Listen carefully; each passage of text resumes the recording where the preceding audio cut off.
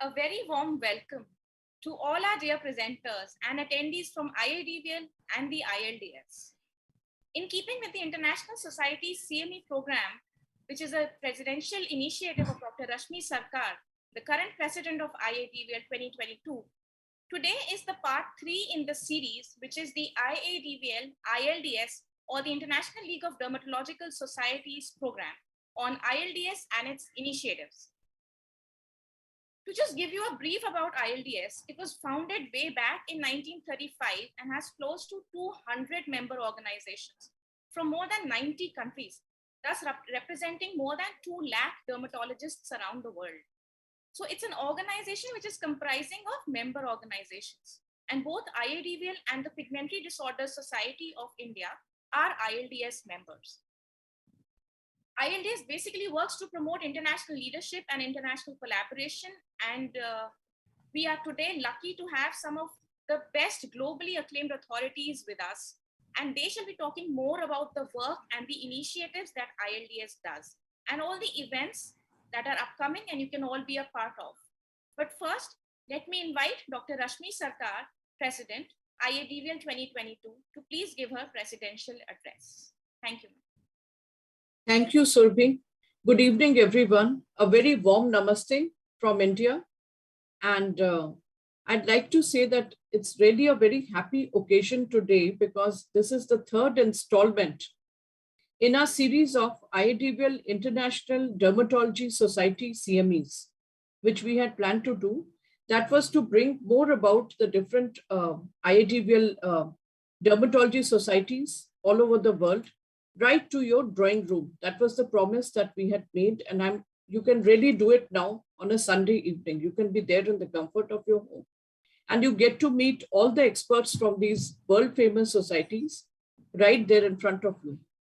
One of the societies which is very important for IIDVL is ILDS, or the International League of Dermatologic Society, perhaps for all global dermatology societies who want to make a mark. We all know that the World Congress of Dermatology 2023 is just around the corner. It's going to be next year. It's every 4 years. ILDS and IIDVL has always had many initiatives together. And that's why we actually have a wealth of speakers from ILDS today, which includes, Dr. Lars French, none other than the president of ILDS with us. We also have Dr. Roy Chan, because Dr. Roy Chan, the president of World Congress of Dermatology 2023, is going to tell you what are the initiatives. Why should you look forward to the World Congress of Dermatology in Singapore? Why should you visit it? We all have been visiting it. There have been so many scholarship holders and so many speakers in the last few World Congresses of Dermatology. India and IIDVL has made a very significant mark, and we will continue doing that. We also have Dr. Esther Freeman, and she'll be talking about some of the initiatives, and Dr. Christopher Griffiths, who will talk about the Atlas of Psoriasis. We do need to know of all these various initiatives and this wonderful organization that we are collaborating with. And I'd also like to say that I'm very thankful to our own 2 directors from IIDVL. One is Dr. Venkatram Mysore, who's the regional director in ILDS, and Dr. Ramesh Bhatt, who's the international director from ILDS. In fact, Dr. Venkat had really helped me in putting this program together.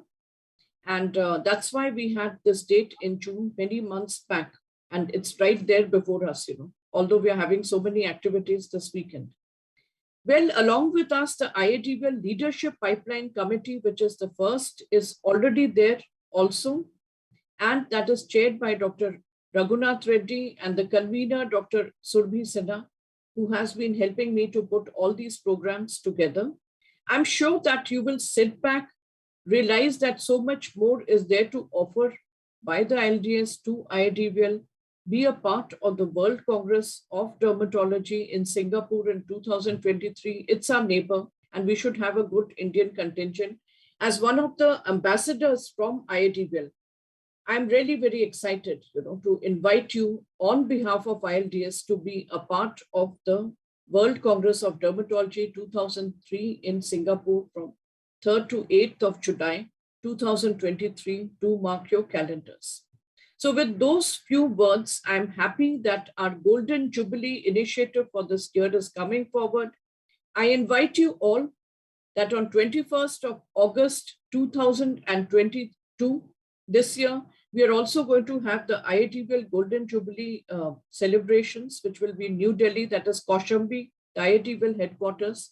I invite you all, either come physically or please join us online. It is going to be streamed, but it's going to be a wonderful celebration of our glorious history of 50 years of IITVL.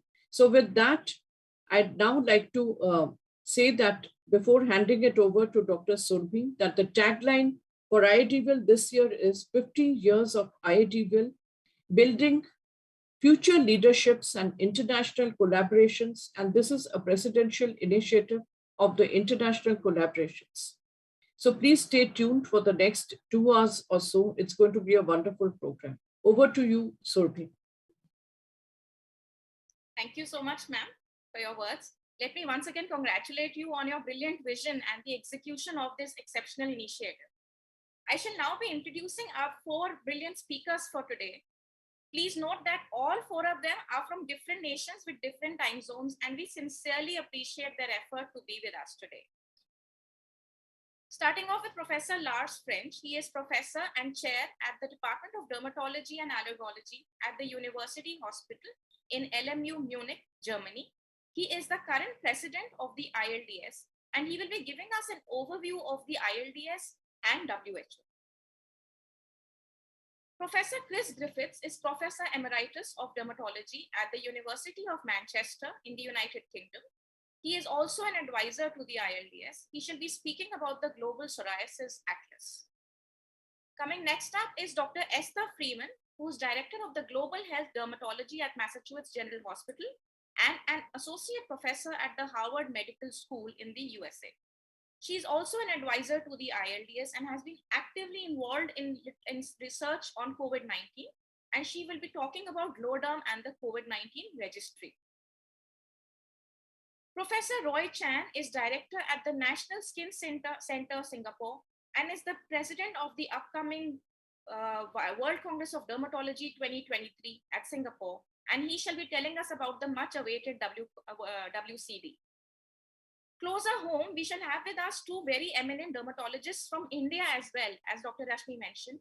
Dr. Venkat, who's the past president of IITVL in 2015, and Dr. Ramesh Bhatt, past president again in 2017, both also directors on the ILDS board, and they shall be moderating our Q&A and our panel discussion. So with these words, we look forward to having some brilliant lectures and some beautiful interaction with these speakers. I'll request the backend team to please start the videos. Thank you. Hello, my name is Lars French. I am president of the International League of Dermatological Societies and also chairman of the Department of Dermatology and Allergy at the Ludwig Maximilian University Hospital in Munich, Germany.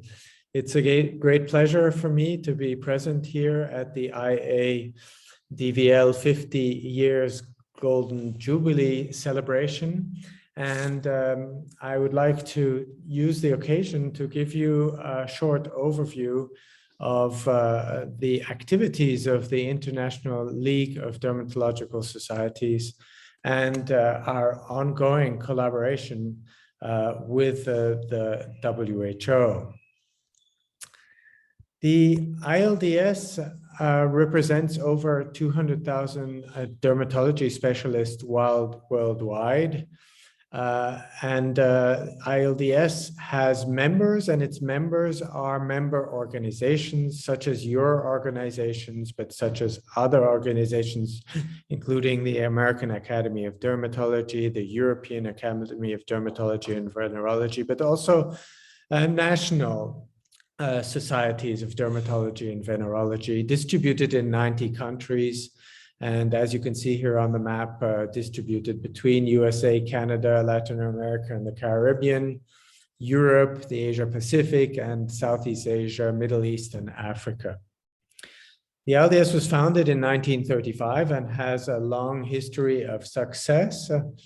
Its present board, the period 2019 to 2023, is composed of members from all regions in the world. You can see here the board members from the Asia Pacific region, Europe, Latin America, including Caribbean, South Asia, Middle East, and Africa, and then USA and Canada. And underlined, you see the board members who are members of our executive committee. Here in picture form, our board members, very active and distinguished members of international dermatology, who are extremely engaged and help the ILDS achieve its goals and its mission. We are supported in a very professional way by an ILDS office and staff, which is localized in the office of the International League of Dermatological Society, right next to the British Association of Dermatologists. We are very grateful to the British Association of Dermatologists for letting us be in the Willen House at Fitzroy Square in London. The ILDS office is directed by our executive director, Arpita Bose, and has a total of 7 members in the office. You can see fulfilling different functions as indicated here under their names. Our vision is to attain the best possible skin health for all people around the world. And our mission is to increase awareness, cooperation, and communication within the global dermatology community so as to promote high-quality education, clinical care, research, and innovation that will improve skin health globally. We have a strategic plan, 2020-2023, and it runs under the overarching theme of strengthening and improving access to skin health around the world through partnerships. There are 3 pillars to our strategy. The first one being strategic leadership and policy impact. The second being representation and engagement, and the third being fostering access to dermatological education and care. And here you see the ILDS. Within the ILDS, we also have the IFD, or the International Foundation of Dermatology. We have the same vision and mission. The International Foundation of Dermatology is more concerned with humanitarian dermatology, with helping promote dermatology and access to care and quality of care in more resource poor areas of the world. And you will see later on what are some of the wonderful activities the IFD is taking on in these pillars of our strategic development. I'll cite a few major activities of the ILDS, but the real big ones we are known for are organizing the World Congress of Dermatology every 4 years, for the activities of the International Foundation of Dermatology, and for our collaboration with the World Health Organization. We are the only organization within dermatology who is in a situation of collaboration as a permanent collaborator of the WHO. So a little bit of information about these key activities. The World Congress of Dermatology, for those who were there in Milan 2019, was a great success. Delegates over 16,000 from more than 145 countries attended the World Congress in Milan.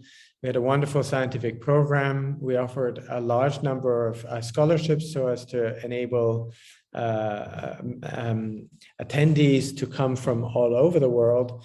There were associated to this over 40 ILDS sister society meetings. And we're really thankful to Giovanni Pellicani and the team of the Italian Society of Dermatology for helping organize this Congress. The next Congress will take place in 2023 in Singapore. I would be really grateful if you would note your agendas. This is being organized by the local organizing committee in Singapore with, as president, Roy Chan here on the left side, assisted by Yen Lu Lim, who you see on the right side. The scientific program committee, directed by Martin Rocken, has made a wonderful scientific program, and we expect this to be an in-person meeting with a great success between the 2nd and 7th of July 2023. The World Health Organization is really an important activity of the ILDS. We hold official relations with the WHO and work closely with them across 6 key areas: the International Classification of Diseases, and developed the ICD-11 classification of diseases with the WHO for dermatology, in which we have taken the opportunity to give more impact to morbidity in dermatology. You know that the ICD classifications always privilege mortality for impact. In the ICD-11, morbidity, which is important in dermatological diseases, has much more importance.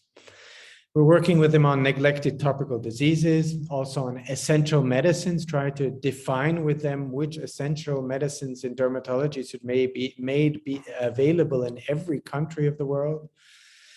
In occupational health and skin cancer, non-communicable diseases, and also in the field of skin aging and healthy life course. Here you see we go and meet them once a year, all our departments with which we're collaborating. I have great assistance from a team working with us on the collaboration with WHO, of which you see here Claire Fuller, Professor Claire Fuller, and Professor Chris Griffiths. Recent highlights of our activities over the last 12 years, we helped revise the ICD-11, as I said. We have supported the development of a dossier which led to scabies being designated as a neglected tropical disease by the WHO. We helped develop a WHO publication that recognizes neglected tropical diseases through changes on the skin, and it's a training guide that is being used now by frontline health workers. We launched a global call to action to end the non-melanoma skin cancer epidemic in outdoor workers, published a systematic review on the impact of occupation on skin cancer, and most recently, hydroxychloroquine and topical vitamin D antagonists have been accepted to the WHO essential medicines list. And we're working hard to have a systemic therapy, a biological for psoriasis, cutaneous form, so without articular involvement, accepted also on the essential medicines list. We've, as other activities, we've set up a COVID-19 task force. We've published COVID-19 resources, including guidance. We've endorsed 4 COVID-19 registries that you can see here, and they've been very successful in publishing scientific data generated and helping us to know how to recognize signs of COVID and how to manage therapy of patients who may be exposed to COVID and have skin diseases. We are working very hard on the WCD 2023 scientific program. We are also working to engage more with patient organizations and have published a policy statement on the misuse of topical steroids, something that is very relevant in your country, and responded to a WHO global competency framework for universal health coverage consultation. And last but not least, we completed the phase 1 of the Global Psoriasis Atlas, or GPA. Here you see this wonderful Global Psoriasis Atlas. You see the web address here.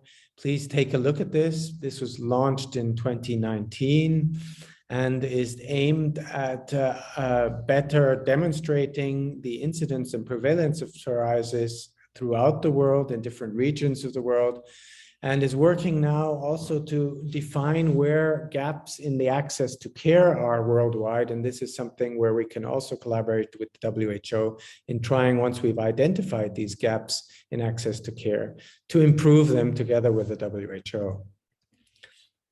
The ILDS World Skin Summit is a very important activity also of the ILDS. We do this every 4 years, and it's a think tank congress where leaders of our member societies, leaders from industry, leaders from patient organizations join us in a 2-day summit to try and look at the strategy of the ILDS and also understand what are important problems with which dermatological societies and dermatologists around the world are confronted with, and that way to develop our strategy so as to best address these problems that are arising. The third ILDS World Skin Summit is planned from the 28th to 30th October as an in-person meeting, very likely in Lima, Peru. And the leadership of your societies have been invited to attend. A new big project that has been launched this year and is come out of a need that was identified at the last World Skin Summit in Ho Chi Minh City, which is the need to offer better exchange and education throughout the world. There are some regions of the world where residents are not able to see diseases that are not available in that part of the world. And in this context, we have launched a program called Global Partnerships for Education and Care, which is aimed at putting departments together like sister cities having sister departments, and that these departments can help each other increase the quality of care and education in a rapid way by sharing knowledge, by sharing and making an exchange of trainees, but also of educated trainers between the departments. And the ILDS is going to launch 50 such partnerships over the next 5 years, and will also finance them with upfront financing. You can find more information about this interesting program, and if you're interested as a department in participating, on the ILDS website. Here you see the International Foundation of Dermatology. I want to tell you a bit about this and the activities being done by the International Foundation of Dermatology, which is chaired by Professor Claire Fuller. The IFD carries out the global health dermatology work of the ILDS. We support projects in Africa, Asia, Pacific, and South America through a series of programs. Our regional dermatology training center is a highlight in Moshi, Tanzania, where there's a hospital with beds for dermatology and a whole program for training dermatologists in Africa, supported by the ILDS, but also thanks to support from several member societies around the world. We provide annual DermLink grants for projects in humanitarian dermatology. We're building capacity in low resource settings in Argentina, Cambodia, and Mexico. And we publish regularly Community Skin Health Journal, but also support skin networks and alliance, including the International Alliance for the Combat of Scabies, the Albinism Network, Neglected Tropical Disease Network, and work closely to help problems occurring in the situation of increased migration and refugee camps. Here you can see a picture on the left side of the Regional Dermatology Training Center in Tanzania, which exists since 1992. Over 3,300 graduates have been trained there. You also see in the bottom a picture of the International Alliance for the Control of Scabies. It's the global network committed to the control of human scabies. And they have worked towards this recognition I talked to you about of scabies as a WHO neglected tropical disease. Here you see also an example of the Community Skin Health Journal, which is a teaching publication for healthcare workers in the areas of low resource, which is being produced by the International Foundation for Dermatology on a regular basis. The global GLODERM is an international alliance for global health dermatology, which does a lot of training, and we're pleased to say that we've launched a mentorship program thanks to support from Sarah Vey, And this is something that should benefit dermatologists in training all around the world. You can find more information about ongoing projects and opportunities of the IFD on our website. With this, I'd like to come to a close and hope you have learned a lot about the activities of the ILDS. Please, if you want to stay up to date, visit us on our social media connections, but also you can contact us through the email info@ilds.org, or find more information on our website, www.ilds.org. Thanks so much again for letting me participate in your meeting. I wish you a wonderful continuation of your meeting and look forward to meeting you at the latest in Singapore at the World Congress in 2023. Bye-bye. Thank you very much. We're absolutely delighted to be presenting on the Global Psoriasis Atlas on this, the Golden Jubilee of the Indian Association of Dermatology, Venereology and Leprosy. And it's very fitting that I should be doing this on your Golden Jubilee at the time of Queen Elizabeth II's Platinum Jubilee holiday. So this is what I'm going to discuss. I'm going to discuss a bit of the history of the GPA, as we call it, its structure, its achievements and current work, how it's an exemplar for other skin diseases, discuss a little bit about some field surveys we've done, and also a health care survey that we're running in conjunction with the Atlas.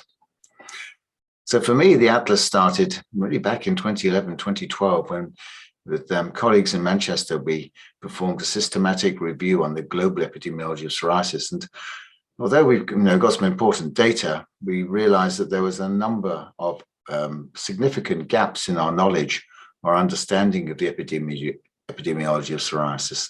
And there was a gap in our knowledge of the trends and incidence over time.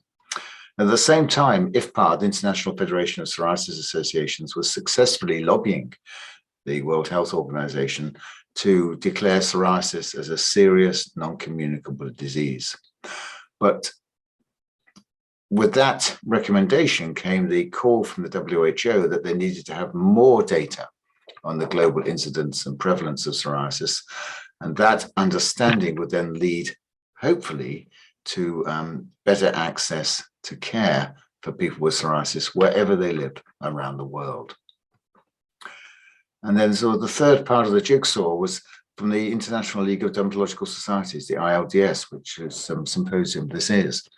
And Professor Wolfram Sterry, the late Wolfram Sterry, was president of the organization in 2011 through to 2015. And he was very taken with what had been done in mental health, with the grand challenges in global mental health, and wanted us to do a similar thing in dermatology, which we did. And we had roundtable meetings and set up the Grand Challenges in Global Skin Health Initiative. And one of the very first diseases that we wanted to focus on for a variety of reasons was psoriasis. Then the International Psoriasis Council, who are a group of international experts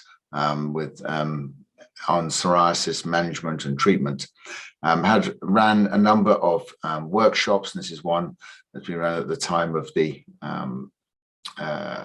ESDR meeting in Munich. And this was really formed a consensus on what a global psoriasis atlas should look like. We got the funding, we got the approval, and with these three collaborating organizations, IFPA, IPC, and ILDS, we launched the Global Psoriasis Atlas in 2016, and then phase one, the first 3 years' work, began in earnest in April 2017.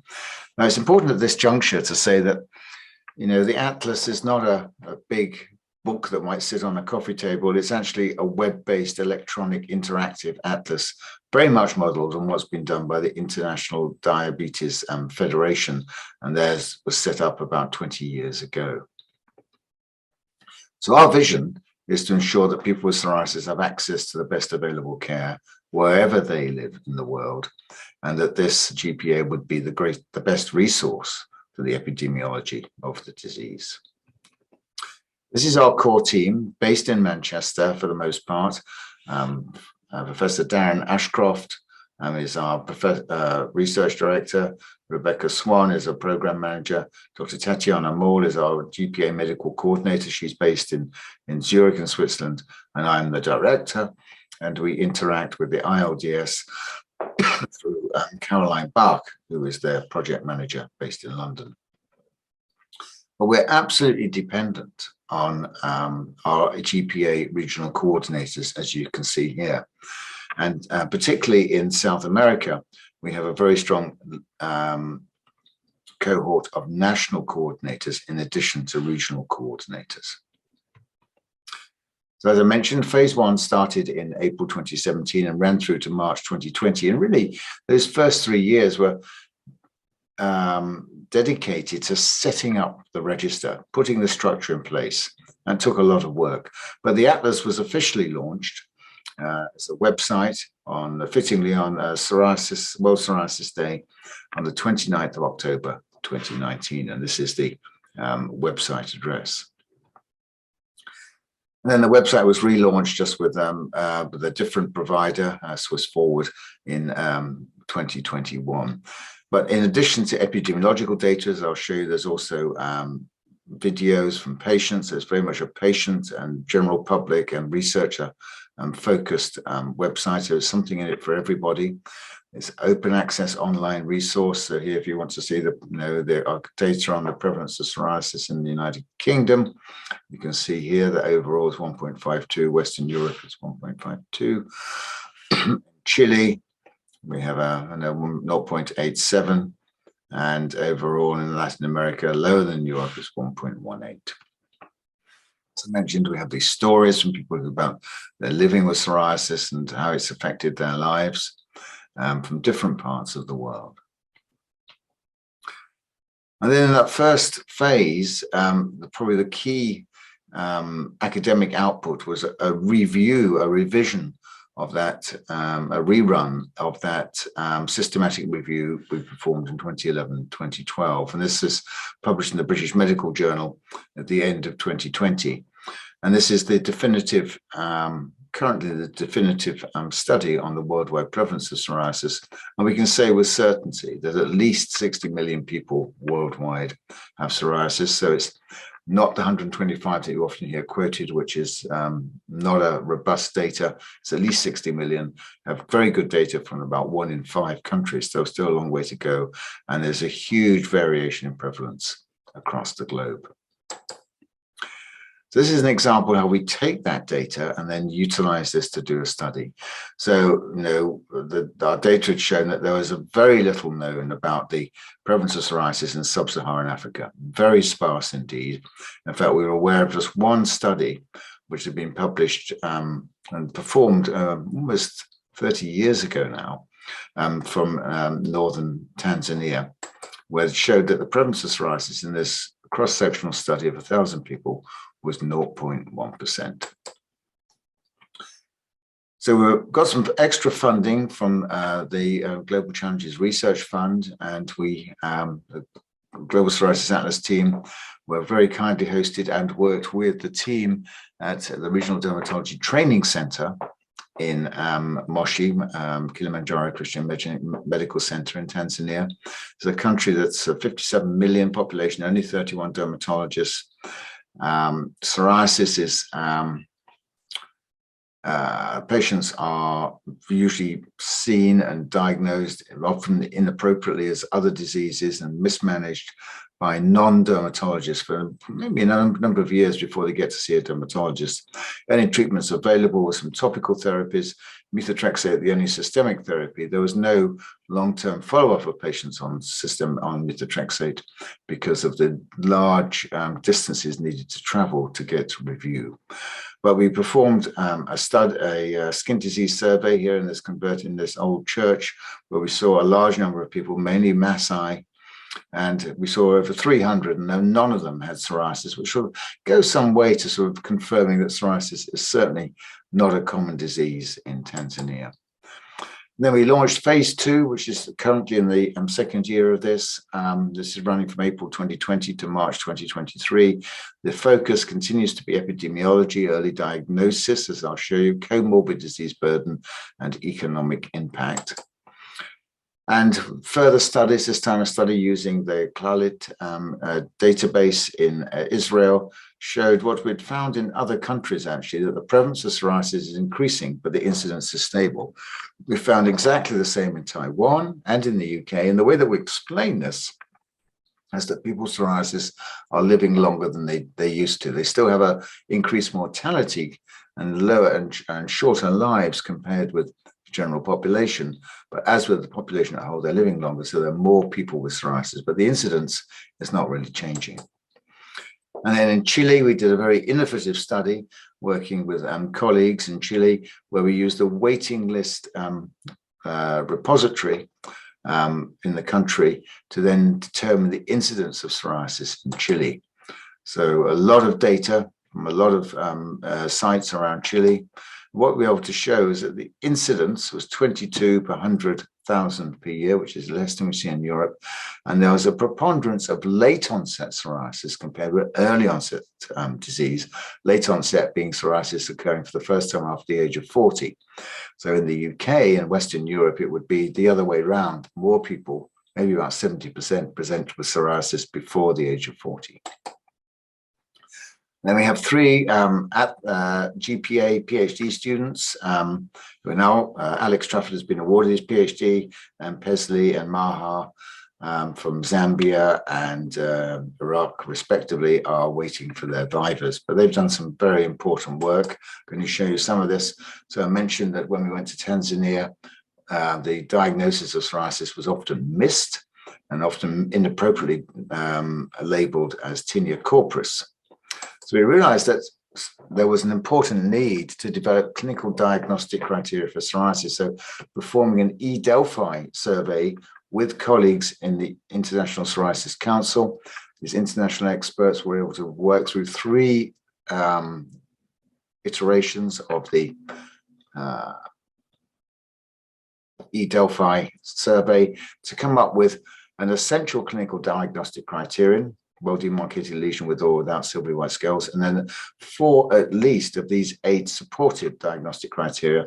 And note here that we also had in there recognition that psoriasis in black or brown skin has a different appearance, and the lesions may be gray in color. And on the back of that, we've then developed a training tool using illustrations rather than pictures, which we've now shown because increases the diagnostic skills of non-dermatologists to diagnose psoriasis.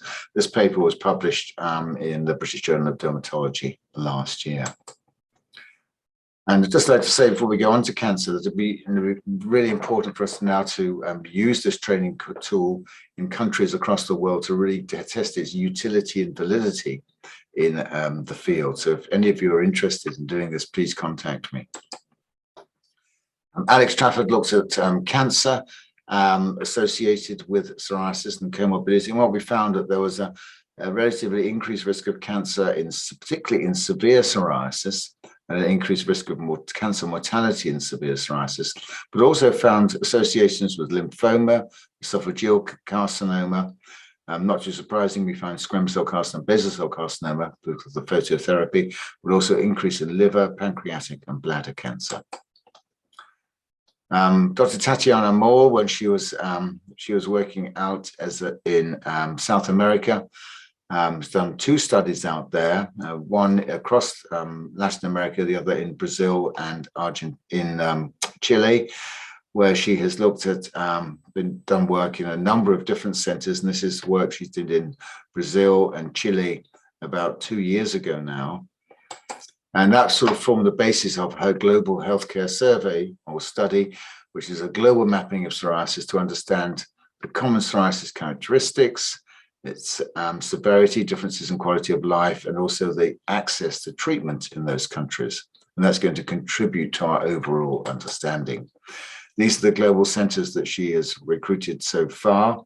And if you're interested in doing this, please just drop us an email and we can put you in contact with Tatiana. These are the survey forms that we're using. Currently, we have coverage from, we've got interest in participate in India. So obviously we're very keen to get this started, but we have actively collecting data in a number of countries around the world. And of course, we did the pilot studies out in Switzerland and Brazil and also Chile. But what we've been able to show, though, is that what we've set up and the structure we've set up for the Global Psoriasis Atlas is now being taken up by other diseases. We've had very positive discussions with atopic eczema community, and they are now some way down the line to developing a global eczema atlas in development with Professor Carsten Floor in London, also with vitiligo and hidradenitis suppurativa.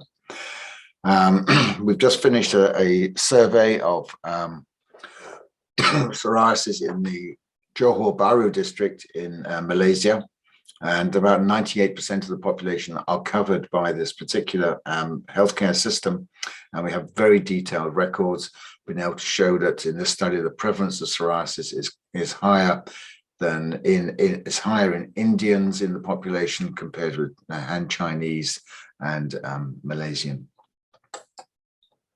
In Qatar, we're working closely with Professor Martin Steinhoff, again, a complex population, but they have a lot of patients with psoriasis, a lot of very good epidemiological data, and also very good multimorbidity data. So we're particularly interrogating these databases for links with diabetes. And then in Newfoundland with Professor Wayne Gulliver and Professor Proton Raman, where they have at least 30% of the population have psoriasis, have a lot of patients with the disease, at least 15,000, and with very good economic data. And we've now got ethics approval to interrogate their database.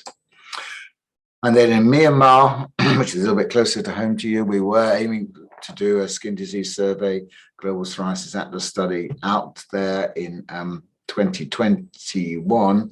But of course, COVID, and then of course, very unfortunately, the military coup a year ago have stopped us from doing that, certainly in the foreseeable future. But we'll be running some IPC masterclasses for dermatologists in not just Myanmar, but also Laos and Cambodia at the end of the year. Then our next field survey, which is one that's been delayed by 2 years, was actually just shows the importance of the global, and this is not just about tropical medicine, this is about truly global health. This was in a very remote part of eastern Greenland, Tasiilaq, which was only accessible by helicopter. 8 dermatologists working closely with colleagues in Copenhagen. We needed Greenlandic interpreters and also interpreters in Danish. We went to this small settlement, saw 300 people, saw 11 patients with psoriasis. It presented differently, as I'll show you. We had to sensitize the population, first of all, by a social media campaign, radio advertising, a newspaper article, and then posters, banners, and flyers. And this is the sort of psoriasis that we saw. Quite different from what we were expecting. This was thin plaque, almost eczematous, and sometimes very difficult to distinguish between psoriasis and dandruff. So we learned a lot from this particular study. It's very difficult to do, and we only returned from there 2 weeks ago. If you'd like to know more, please engage with us on social media. We'll definitely follow you back. Rebecca Swan and her team are very eager to do this, and we're very accessible. We have very active on tweeting, on Twitter rather. And you can find us on Facebook, LinkedIn, Twitter, as you see here. So you can get involved by visiting our website, download and use the GPA data from your regional country, and access and share our resources. And we're grateful to our funders, particularly the Leo Foundation and other industry partners, for allowing us to facilitate this important work. Thank you very much.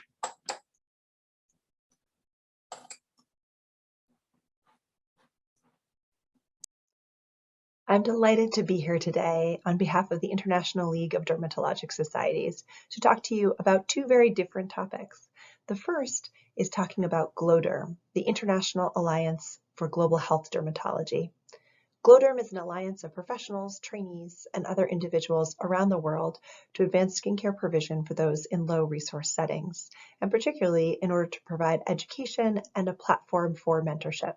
And I'm delighted the first half of this talk, I'll be talking about GlowDerm, and the second half of this talk, I'll be talking about the AAD and ILDS International COVID-19 Registry.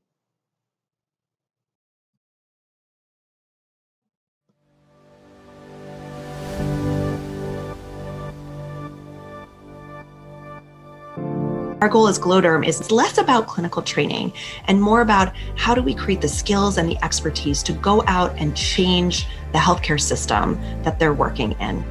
About a third of the world's population have skin disease at any one time. There are some countries where there are no qualified dermatologists at all. Not every country has a formal training pathway to become a dermatologist. So we want to improve access to education, but we also want to provide a platform or a forum to promote communication and dialogue and build networks. Being able to find people, particularly in medicine, who can serve as mentors when you were interested in an area that not a lot of people work in, it is so important to really just believe that there's a pathway for you. We built collaborations, we've built connections that we can use in the future. One of the objectives of GlowDerm is also to link with all dermatologists from the whole world. We're really hoping that everybody feels supported, included, gets the care that they need.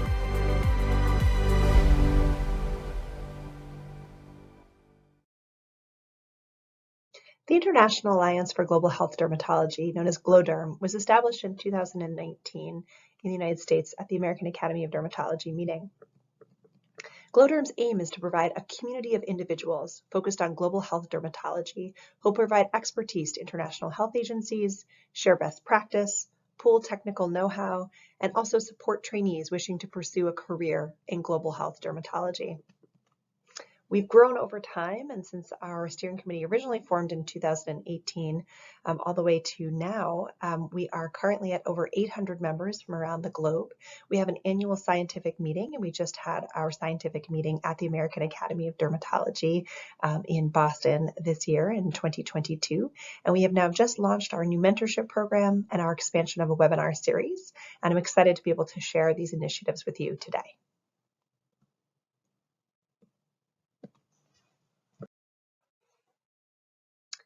The International Alliance for Global Health Dermatology's motto is skin health for everyone, everywhere, and we focus on a world where every individual, regardless of background, has the opportunity to achieve skin health.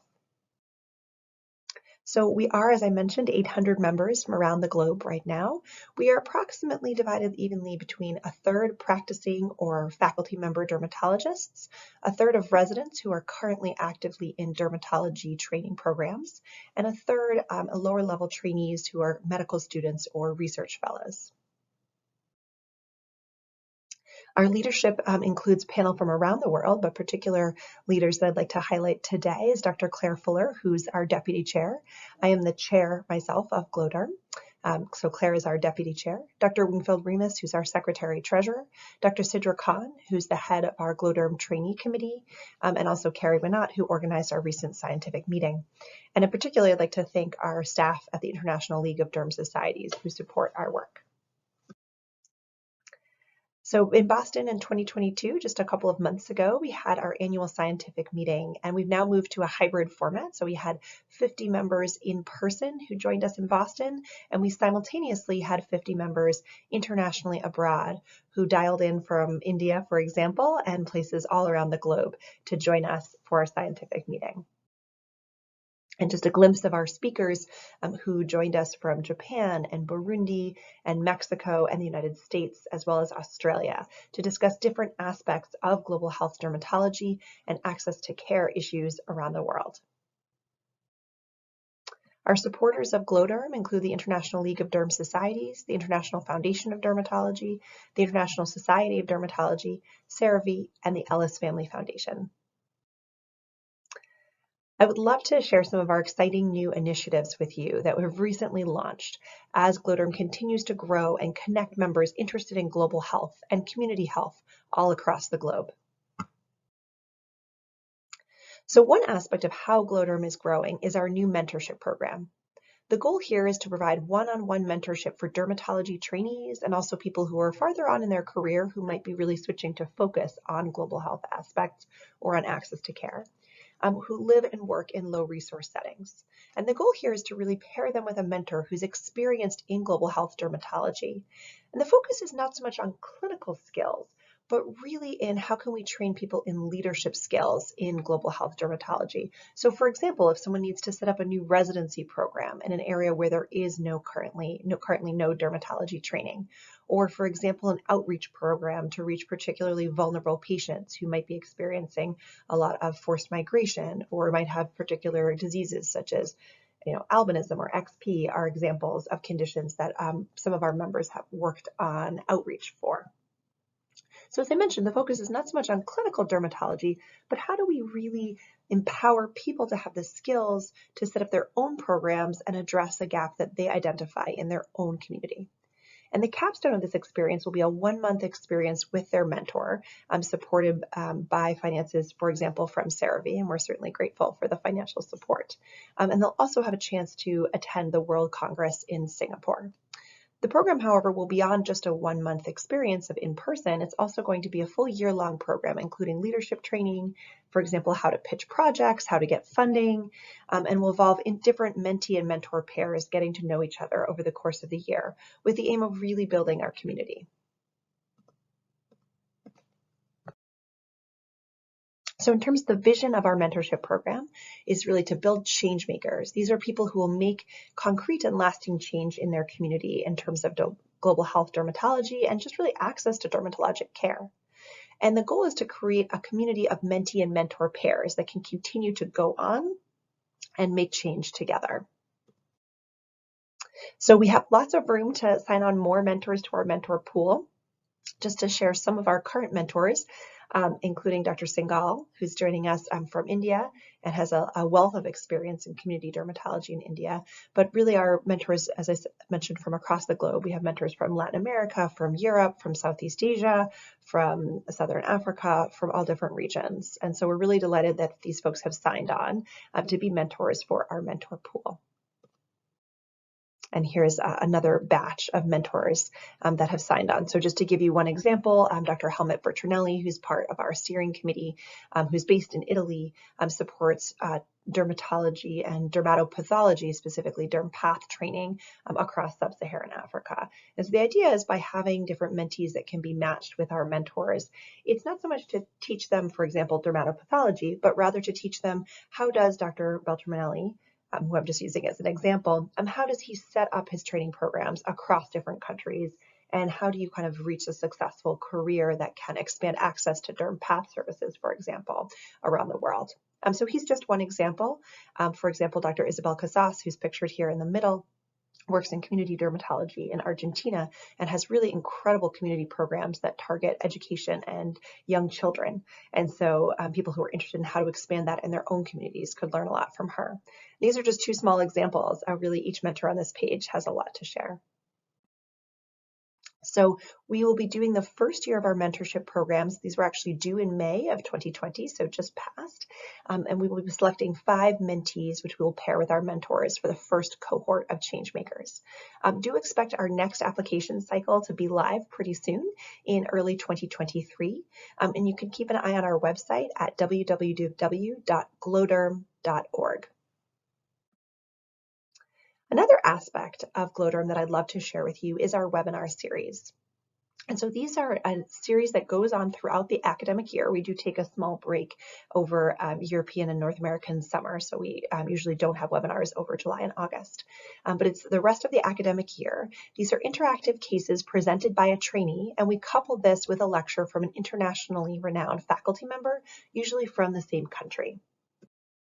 So here's some wonderful examples of recent webinars. And I will say one of our most popular webinars was actually on Hansen's disease, leprosy, which was done recently. But really an incredible group of trainees and faculty members who join together and give free monthly webinars on different topics, clinical topics of interest. And these happen throughout the academic year. And the idea is that they're free, and we're able to have our trainees who may be in a place where there is no access to dermatology education or training, and are free to access these really high quality, high class international lectures. So GlowDerm continues to grow, and I certainly hope that to some of you our mission will appeal and that you'll join us. It's very easy to join us. If you go onto glowderm.org, if you join our mailing list, then you are effectively a member. There's no charge, and we're working on increasing our diversity and representation of our leadership in the program, and also launching our new mentorship program that we've just launched. So thank you so much, and I'm really delighted to share the growth of GlowDerm with you.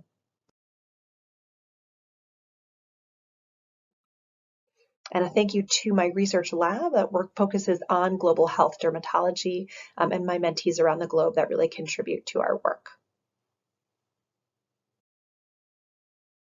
I'd like to switch gears now and put on a completely different hat. This is other work that I do with the International League of Derm Societies.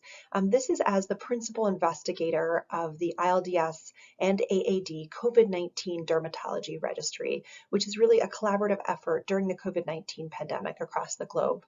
And I'm not sure I officially introduced myself with my first slide a little earlier, that I am the Director of Global Health Dermatology at Massachusetts General Hospital. My name is Esther Freeman, and I'm also faculty at Harvard Medical School. So the American Academy of Dermatology COVID-19 Registry was launched pretty early on in the pandemic. We had the idea in the end of March 2020 and went live really just 9 days after conception. This was published in April, mid-April 2020, but we actually went live earlier in April of 2020 as the American Academy of Dermatology and International League of Derm Societies COVID-19 Registry, with the idea that we could really crowdsource dermatologic symptoms in the age of the pandemic from around the world. So why launch a registry? I think it's important to understand what a registry can and what a registry can't do. So registries are great at having global reach. You could be sitting, for example, in India and see one of your patients that comes in with a particular manifestation, of the wild type virus, or now, for example, of Omicron, which might be different than what we saw in wild type virus. And by itself, it may not mean that much to you. But when we start seeing similar reports, for example, from South Africa, from Spain, and everyone's coming in and seeing the same patterns, that's where we can start bringing these disparate observations together and make hypotheses. I think it's also important to understand what the limitations of a registry are. It's basically a giant case series. So it's not the same as cohort data or really large epidemiologic studies. And you can't infer causation when you basically have a large selection of cases.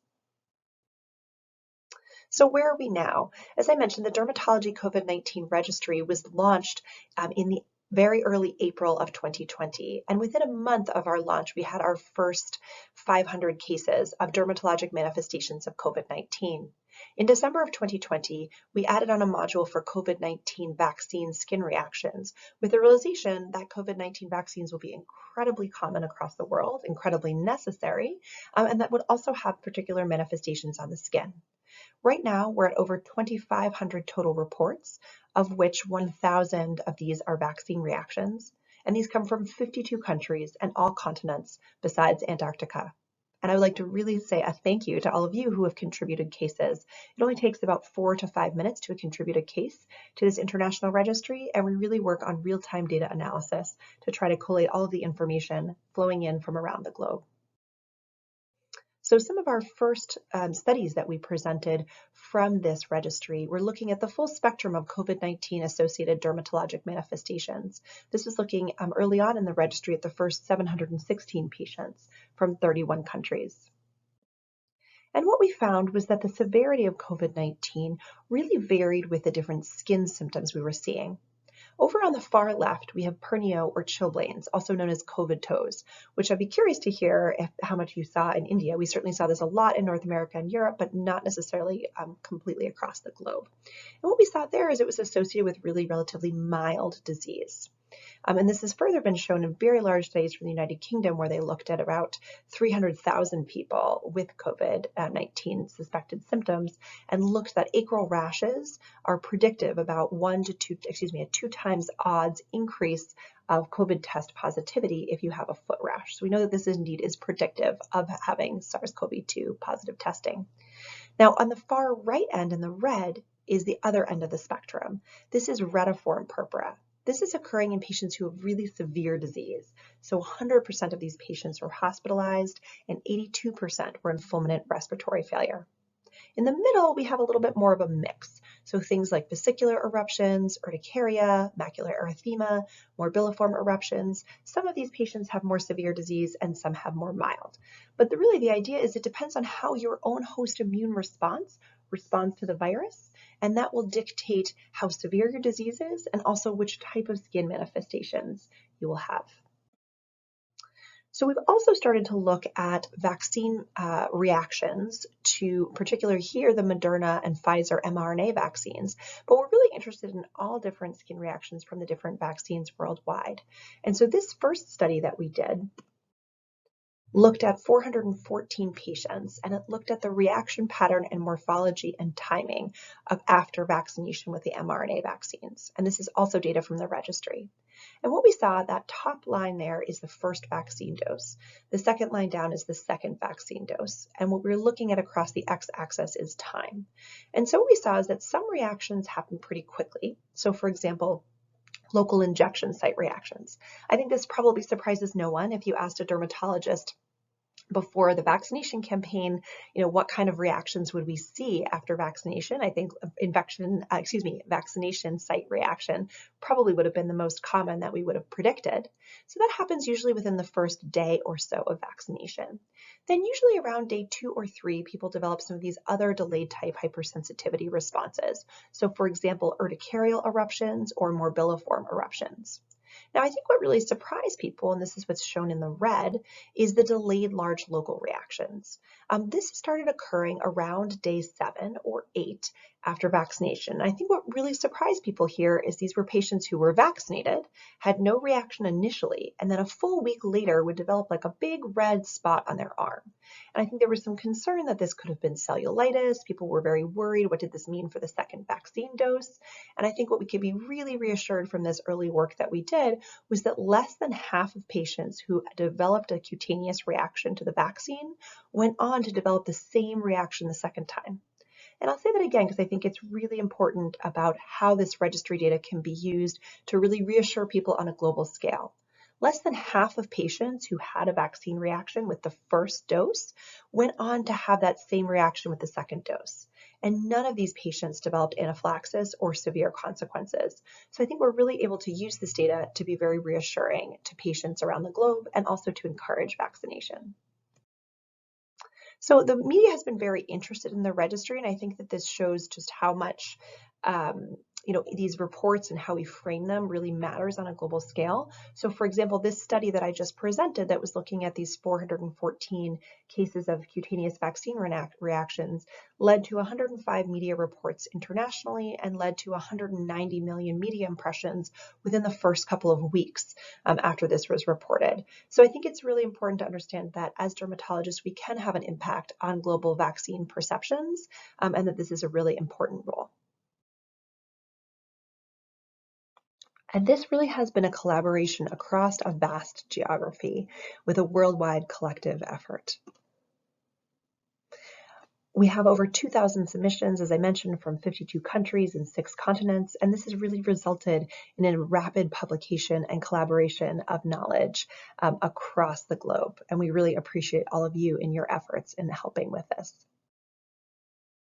I wanted to also highlight how this data really belongs to everyone, not just to one particular person or one particular organization. And so we do have now a data request process that has gone live, which means that you can access data from the registry. It involves putting in a scientific proposal about what you're going to do with that data, and you do need to have a biostatistician involved. But I encourage you to take a look. If you look at the COVID-19 registry webpage, which is housed at the American Academy of Dermatology website, you'll see if at the bottom there where it says want to analyze registry data, learn more about the process, you can click on that link and it will take you through the process of how to request the data so that you can do your own analysis.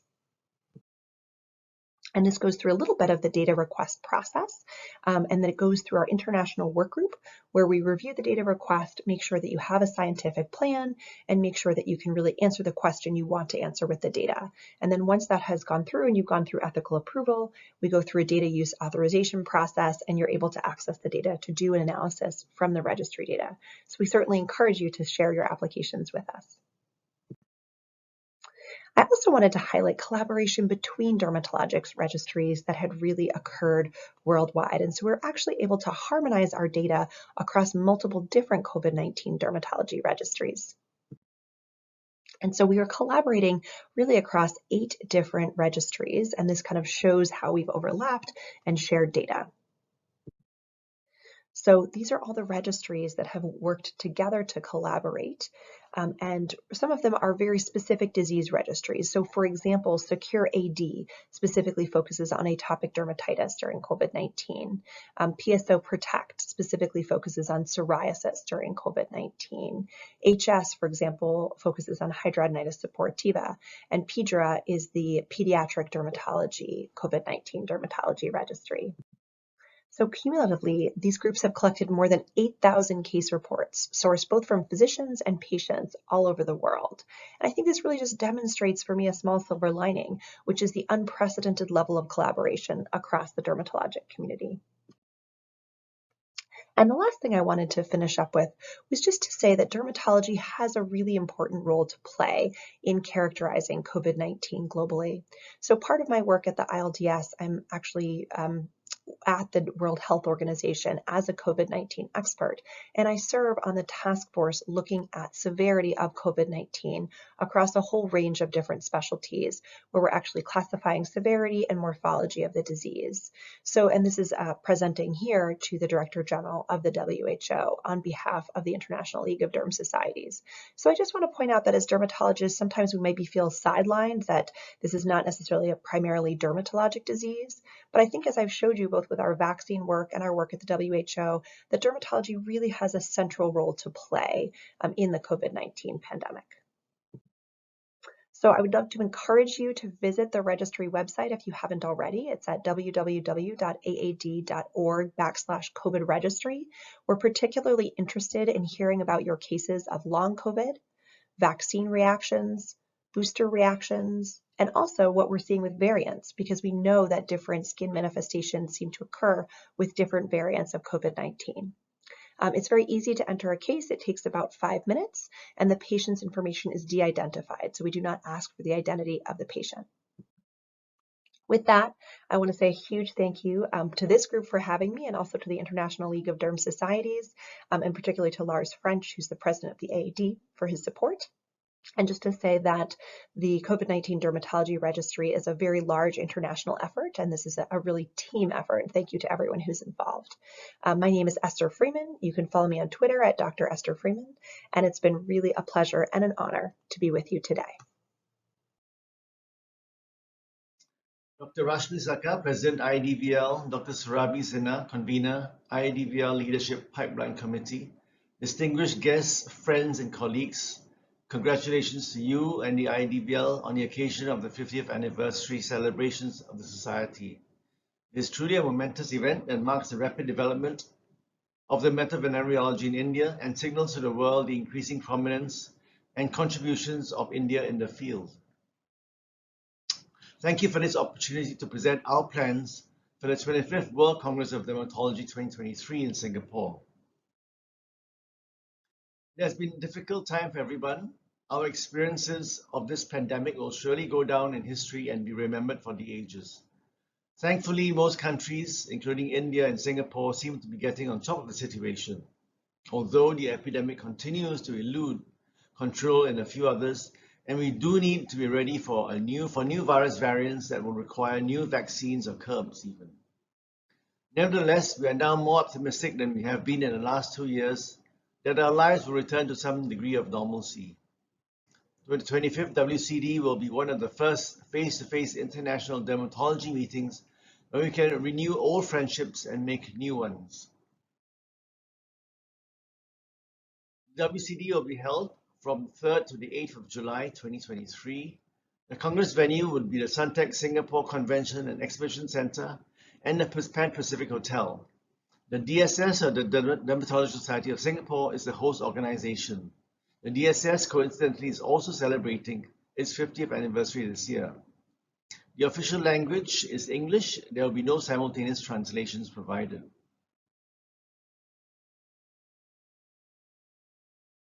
Singapore is one of the world's most connected cities. Changi Airport, among the best airports, was served by 100 airlines flying to approximately 100 destinations. Easy connection to Southeast Asian destinations where fascinating and exotic experiences await you. This was certainly the case pre-COVID. I'm happy to report that the Singapore government has taken decisive action to open its borders and resume its role as a global travel hub, and that most of our neighbors in South and Southeast Asia are doing the same. Singapore is aiming to recover at least 50% of its pre-COVID air passenger traffic by the end of 2022, an ambitious but achievable target now that borders have reopened on April the 1st to all vaccinated travelers, along with easing of local COVID-19 restrictions. These are the updated border controls at the 26th of April 2022. Quarantine-free travel scheme for all vaccinated travelers. If fully vaccinated, the only requirements now are visa if needed, proof of a valid COVID-19 vaccination, and submission of an online SG arrival card within 3 days before arrival. There's been easing of local restrictions. The DORSCON on the disease outbreak response system condition level has been lowered from orange to yellow. The majority of COVID-19 safe management measures have been removed or significantly limited. An overview is shown on the right. There are no capacity limits, and all participants need to be vaccinated for MICE events with more than 500 participants. Inner masking is mandatory. Singapore is known as the Garden City, with over 50% of the city-state covered in greenery. The Botanic Gardens, a UNESCO heritage site, and the award-winning Gardens by the Bay are great examples. It is an eminently livable city with healthy air, clean streets, and public spaces, and tap water that is fit to drink. Travel within the city-state is convenient and hassle-free. There are several inexpensive, reliable transportation choices, including an extensive metro system, air-conditioned bus services, taxis, and ride-hailing services. It is also regarded as one of the safest countries in the world. As Congress venues, we will be using the Suntec Exhibition and Convention Center and the Pan Pacific Hotel. They are centrally located in the Marina Bay area, which is the entertainment and cultural center. There's easy accessibility and seamless integration with transportation, hotels, retail and F&B outlets, arts and entertainment venues.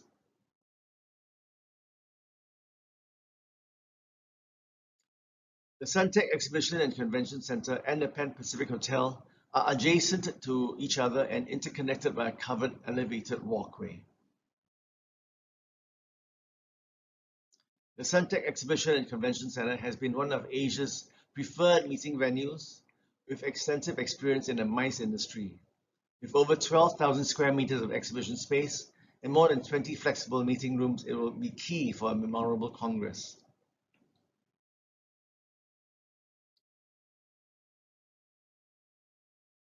The Suntec Center is shown here. The plans of the Suntec are shown here. Level 1 is the main entrance. Level 3, where registration, breakout rooms are, together with speaker preview rooms and offices. Level 4 is the exhibition area of 12,000 square meters. And level 6, the plenary room, networking areas, posters, and overflow areas. The Pan Pacific Hotel is a multifunctional venue directly connected to the Suntec Convention Center. It features over 2,400 square meters of meeting spaces, a 5-star hotel with 790 rooms and suites, several dining experiences. For WCD 2023, it will accommodate the main HQ hotel, 3 breakout rooms for 200, 300, and 400 guests, or an overflow area, the media center, and hospitality suites. For accommodation, we have sourced and confirmed hotels for every budget within walking distance or a short ride on public transportation, and they start from 140 Singapore dollars per room. The pandemic has greatly complicated the planning for WCD.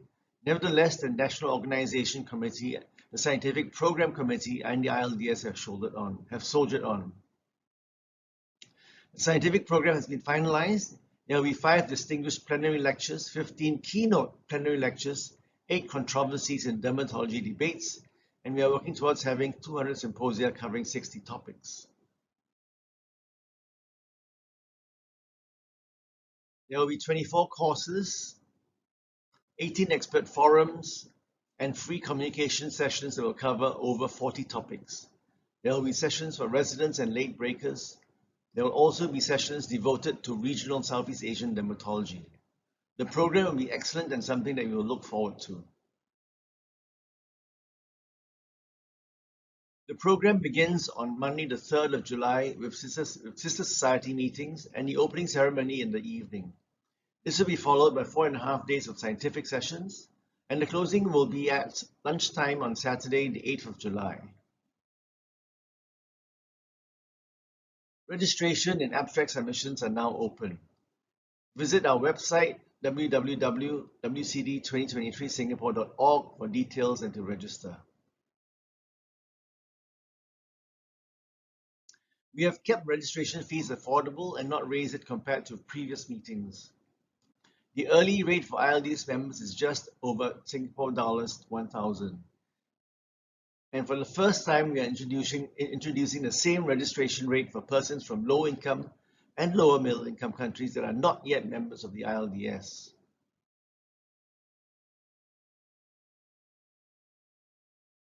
Scholarships will be offered to deserving and suitable trainees, dermatologists, and others. Applicants are required to submit an abstract for oral or poster presentation of their application. 3 types of scholarships are offered: the Trainee Scholarship, Rising Star Scholarship, and the Dermatologist Scholarship. Application deadline is 4th of March 2023. For further information, please visit wcd2023singapore.org. We have had to pivot our promotional activities from in-person events to electronic and social media. If you want to stay updated, check out our website and subscribe to our e-newsletter. We have been working with Triumph, our PCO, to harness social media and other novel ways of reaching out. We regularly post news items and developments related to the WCD on our social media platforms. And after 2 years of virtual booths at conferences, we are happy to resume live in-person networking events as well. We also have a very interesting fortnightly WCD podcast. In this podcast, our host speaks with dermatologists and skin researchers from around the world about all things dermatology, and of course about the WCD. You can listen to it on Apple Podcasts, Spotify, Pocket Casts, or wherever else you may get your podcasts.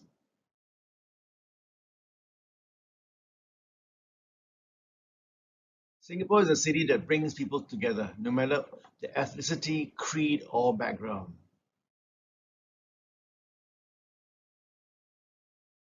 Innovation has always been at the heart of Singapore's history and development. The WCD also has a long and remarkable 130-year history of rich experiences. Its focus has always been to provide a forum where we can share advances in the science and the practice of global dermatology, and increasingly also to include the perspectives and experiences of patients, affected communities, and stakeholders. Both WCD and Singapore are committed to looking forwards and to plan for and anticipate the future.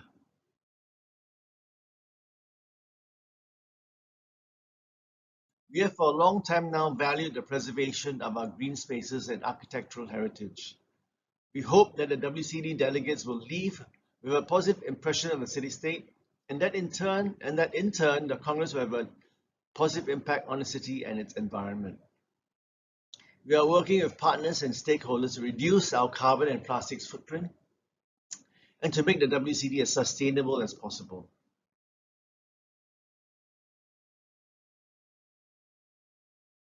We are a society made up of different cultures, religions, and traditions. We have carved spaces for everyone and have an enviable record of racial harmony. It will be a fitting setting for a global meeting, and we hope to showcase our multi-ethnic past, present, and future. It's certainly an appropriate venue for the 25th WCD, Dermatology Without Borders.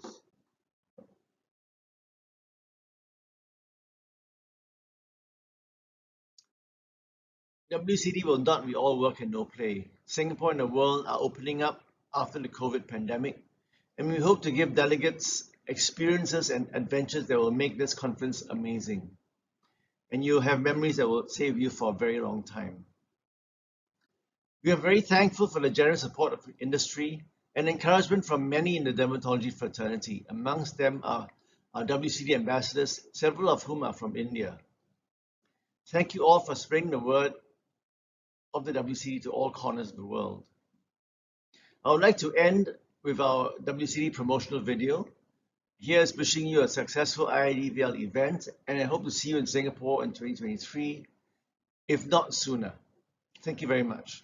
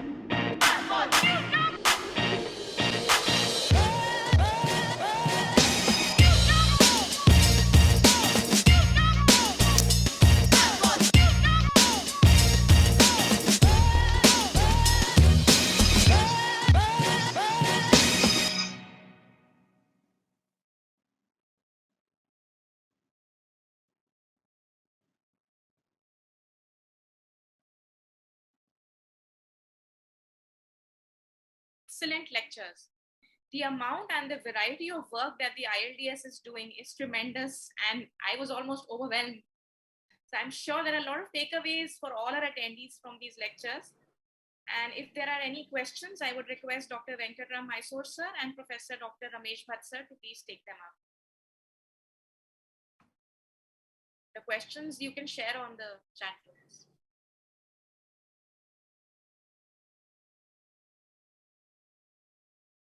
Of course, there is only one question. Our video. Yes, one question is there. Yeah. Lars has joined us. Yes.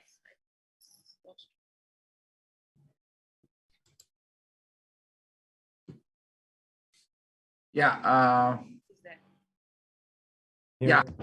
Good evening, Professor Lars. Yeah. Actually, I have a personal question for you regarding the World Skin Summit. You mentioned the dates as October 28th to 30th, but we all have received 13th to 15th October. That is in Lima, Peru. Is the question for me, you mean? Yeah, regarding the dates of the World Skin Summit. Let me just check to double check the exact date. Yeah. What date, Dr. Ramesh, what date are you saying? It is 13th to 13th to 15th October, but in his presentation, it was 28th to 30th. So, yeah, I think the recent one is 13th to 15th. Yes. Just a second. I just have to find the date. I have it in my agenda. I'll just look at it. 2 seconds. I think Dr. Griffiths is also here. And I think, I don't know whether I missed it or something, what was the initiative, Dr. Griffiths, for India, the collaboration that you spoke for, about the Psoriasis Atlas and India? You're asking the question to me? Yes, please. Yeah. Well, I talked about a couple of things. I guess one was about the opportunity for India to be much more closely engaged with the Global Psoriasis Atlas. Obviously, we're looking at prevalence data and incidence data. So it would be good to have better data from India. That's the first thing. And of course, that's also linked to comorbidities and health economics. Second is that it would be very good if we could pilot the diagnostic tool that I talked about in India, as well as other countries around the world, just for the difference in presentation of psoriasis, just to see whether we've got this right, because the tool should be relevant for all countries. And then thirdly was the healthcare survey that Dr. Tatiana Moore is involved with, where I think we'd be keen to have some Indian sites signed up so we can get a more sort of deep phenotype sort of assessment of access to care. Those are the sort of the main things you can help me with. I'm sure there's lots of other things we could talk about. Thank you. So I'm coming back, Lars French. The World Skin Summit in Peru will be from the 13th to 15th of October, 2022. Yeah, because that is the dates that what we have received. But in your presentation, it was, I think it was wrongly mentioned. Yeah. Okay, I'm sorry. Yeah. No issues. Yeah. There is only one question actually. I think it is for Esther actually. If a patient develops fever, malaise, and moderate urticaria lasting for 3 to 5 months post first vaccination, should he take second dose, or could it lead to severe reaction? If yes, then what precautions should be taken? So I think Esther is... I think Esther said that, Dr. Lars French will take it on her behalf. She's traveling or something like that. Yeah, I can take it. So the correlation between urticaria after vaccination and the vaccination is one that is there, but it remains weak.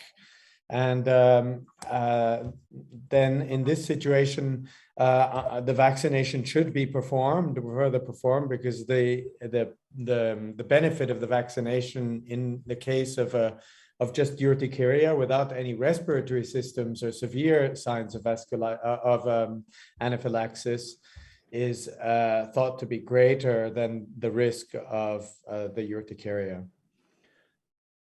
The urticaria can also be treated according to guidelines with antihistaminics up to a 4 times dosage per day. Should we give precautionary dose of antihistamines before giving the vaccine?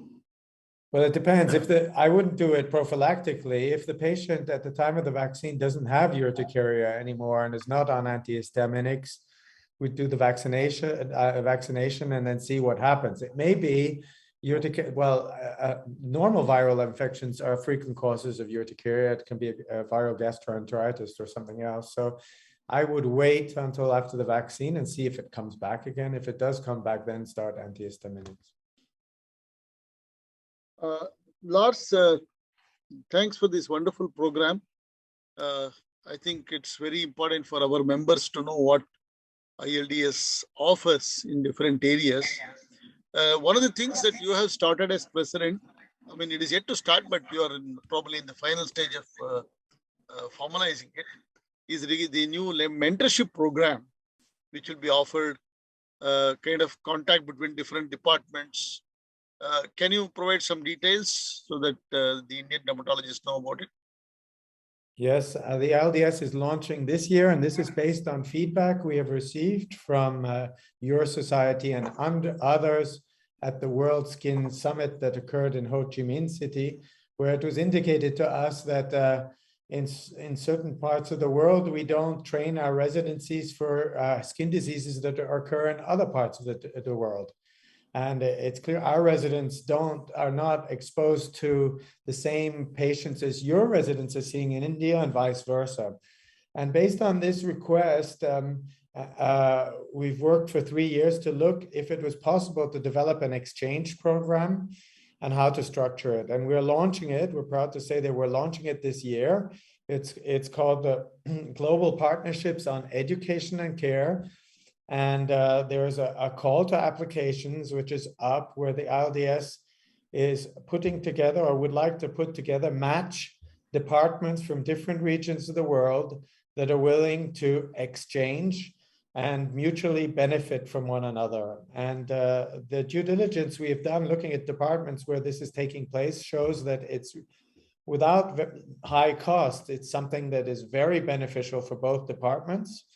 The senior people who go into other departments, into the sister department, benefit a lot. The exchange of residents benefits a lot to both sides. And so we're going to be funding this with $20,000 per partnership, and a partnership will be for 2 years with milestones and can be renewed if the milestones are fulfilled. If partners don't apply with a desire to match with someone specific, with another specific department, then the matchmaking will be done by the ILDS.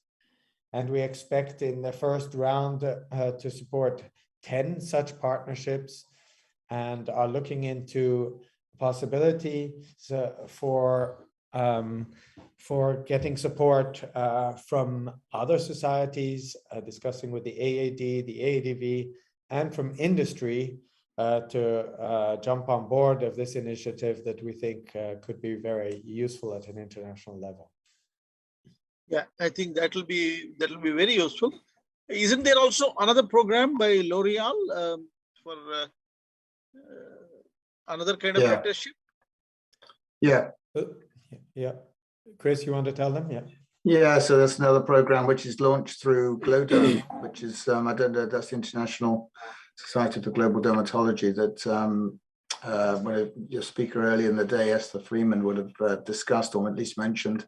She founded that, and that was launched at the American Academy of Dermatology meeting in March in Boston this year. And this is funded through CeraVe, which is, I think, a subsidiary of L'Oreal. So this is a very exciting opportunity for mentorship as well. So plenty of initiatives in this space. And I'd like to hope that there'll be, so those are more for individuals rather than sort of individual departments. I guess that's the big distinction between what Lars has just been talking about with the great initiative from the ILDS. Yes, I agree. These are great initiatives, and they will directly benefit dermatologists around the world. Chris, you have led a fantastic program, that is the Global Psoriasis Atlas. Now ILDS is in the process of launching similar initiatives with hidradenitis suppurativa, vitiligo, etc. Now the Global Psoriasis Atlas, how can our dermatologists get involved more in that?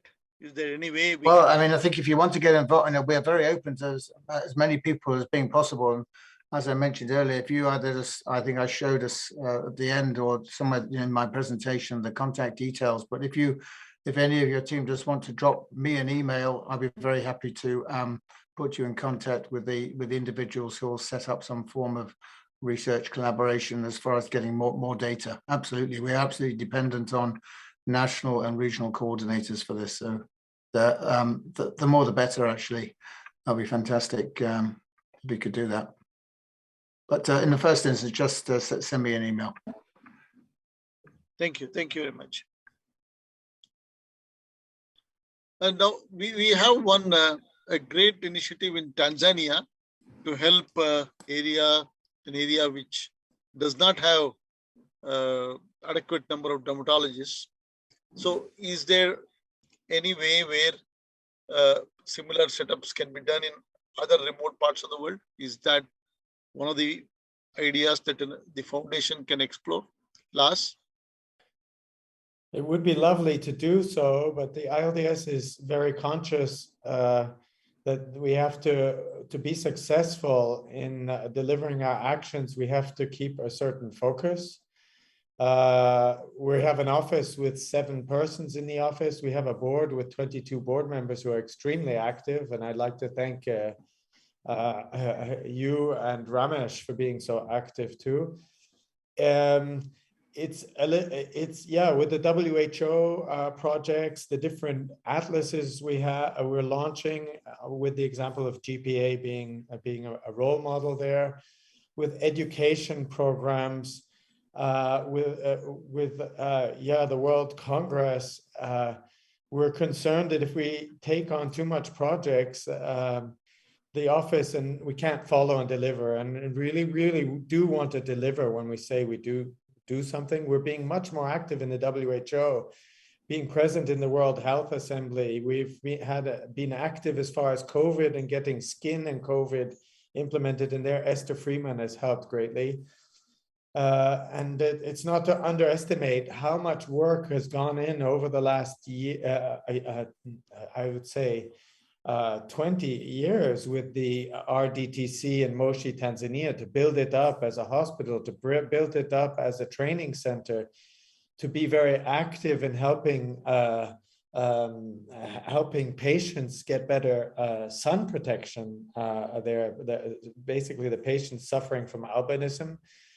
And to do that in another center, I think that would require collaboration between societies. I mean, we started this off with very strong support by other societies, amongst which was the AAD in launching this activity in Africa.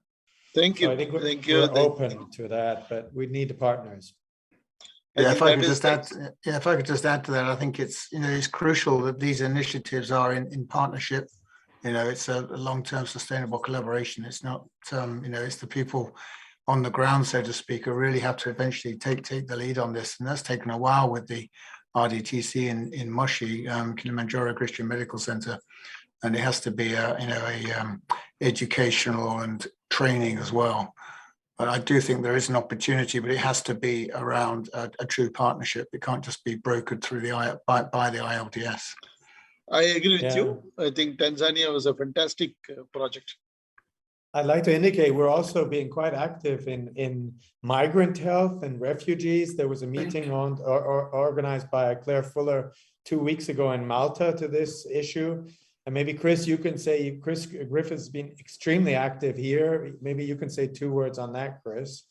Yeah, so this was a follow-up through the Migrant Health Dermatology Working Group was founded in April 2020, just at the start of COVID, and we were due to have a meeting in Malta then. And the reason we'd chosen Malta was that Valeska Padavesi, who I think is a special advisor to the ILDS board, Italian dermatologist based in Malta, has huge experience in dealing with migrant health dermatological problems, mainly because of her visits to refugee camps.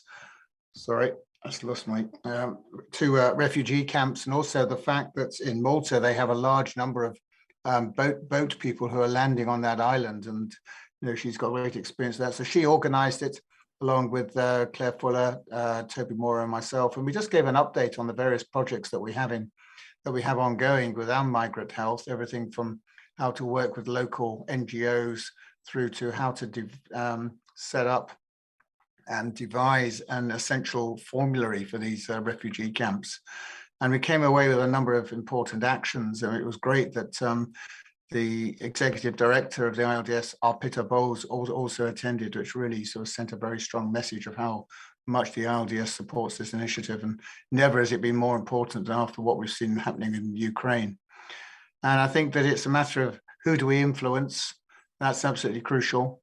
What research can be done in this area? But also, this is a phrase that Esther Freeman sort of coined, which I think is absolutely apt for this, and we're using it in Myanmar already. Is called task shifting. You're not going to have enough dermatologists to do these jobs, but you have to train non-dermatologists to recognize and manage the commoner skin conditions, and that's going to take a huge workload off the dermatologists, who can then follow up in a sort of consultant capacity. So it's a fantastic, it really is an important initiative. And of course, with local nuances, it can be used in any situation of internally or externally displaced people around the world. and we'd be happy to be, much more involved with what, I mean, I'm sure you've got people coming across the border into India as well, as we have seen, particularly in Bangladesh, which has huge problems, as you know. So this is more of is this more of volunteer work basically? So this is volunteer. Yeah, it work. is. Yes, I mean, this is all voluntary. Most of the things you've heard about here today, and people who work on the ILDS board do this in a voluntary capacity. And but it just shows the power of the ILDS, how it brings together these disparate groups around a common cause. And of course, it's not just about dermatology. It is, as the name of your society suggests, it's very much around venereology as well. I may say there's place for synergies at this level. Claire Fuller is also heading our activity partnership with the Neglected Tropical Diseases Department in the WHO. And there, one of the big issues is access to care. And there is no dermatologist, there's not even doctors where the neglected tropical diseases are. And we've been preparing together with the WHO manuals and educational materials, so that field workers who are not even nurses can help triage and diagnose which neglected tropical diseases should be referred to other centers. And I must congratulate Chris also. He's been very active himself, going to refugee camps in Lebanon, and also being active in Cox's Bazar. So quite some activity himself, and has really seen on site how difficult the situations could be.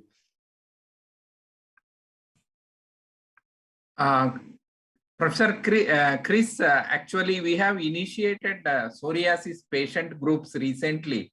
So so we will be more active henceforth. Yeah. Great, brilliant, fantastic, man. We can have a separate chat about that.